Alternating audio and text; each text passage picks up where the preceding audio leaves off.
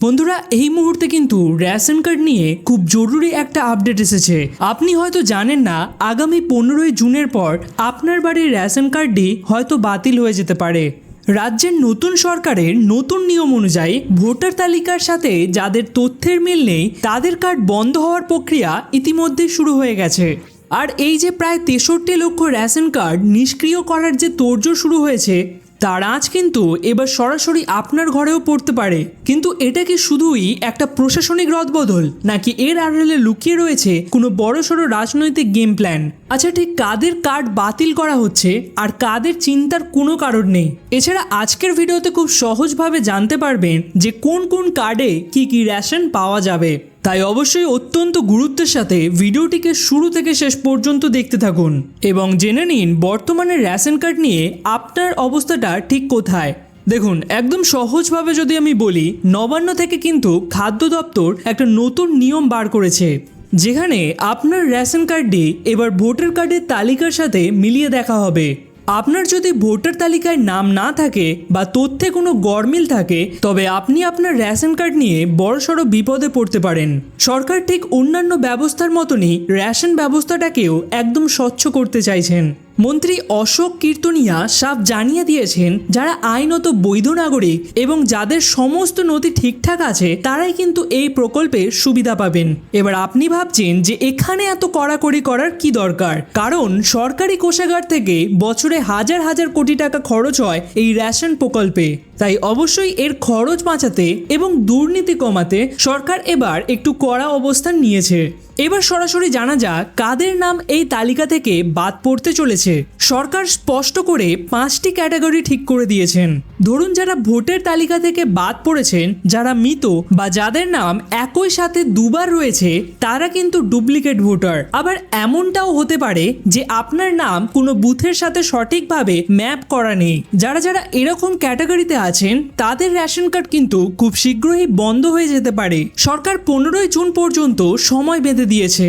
এই সময়ের মধ্যেই বিডিও এবং এসডিও অফিসের কর্মীরা আপনার দেওয়া এলাকার নাম যাচাই করে দেখবে এবং দেখবে যে আপনার সমস্ত তথ্য সঠিক আছে কিনা। তবে আমি আপনাকে বলে রাখি, এখানে ভয় পাওয়ার কিছু নেই। সরকার কিন্তু সব মানুষের জন্য দরজা বন্ধ করেনি। যারা ভোটার তালিকা থেকে নাম বাদ যাওয়ার পর ট্রাইব্যুনালে আপিল করেছেন তাদের কার্ড আপাতত সুরক্ষিত আছে। তাছাড়া যারা সিএএ বা নাগরিকত্ব সংশোধন আইনের মাধ্যমে আবেদন করেছেন তাদের রেশন কার্ডও কিন্তু বাতিল হবে না। যতক্ষণ পর্যন্ত এই মামলার চূড়ান্ত ফয়সলা না হচ্ছে ততক্ষণ আপনাদের কার্ড চালু থাকবে। তবে হ্যাঁ, আপনার যদি কোনো আবেদন পেন্ডিং থাকে বা কোনো আইনি প্রক্রিয়া চলছে তাহলে প্রয়োজনীয় নথিপত্র দপ্তরে জমা আছে কিনা সেটা একবার চেক করে নেওয়া খুবই জরুরি।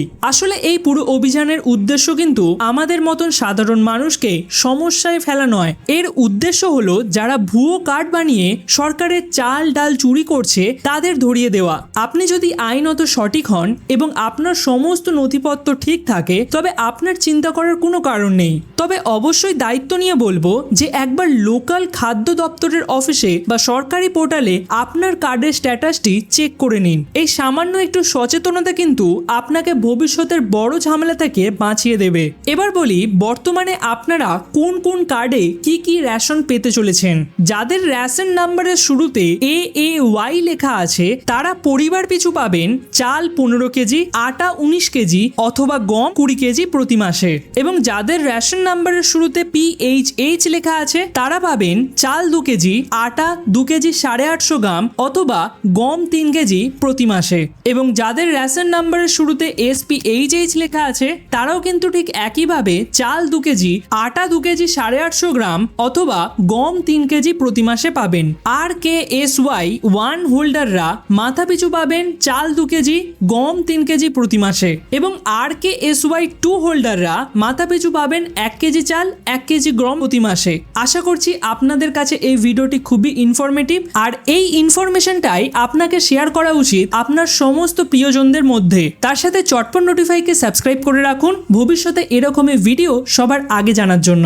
ভালো থাকবেন, সুস্থ থাকবেন, ধন্যবাদ।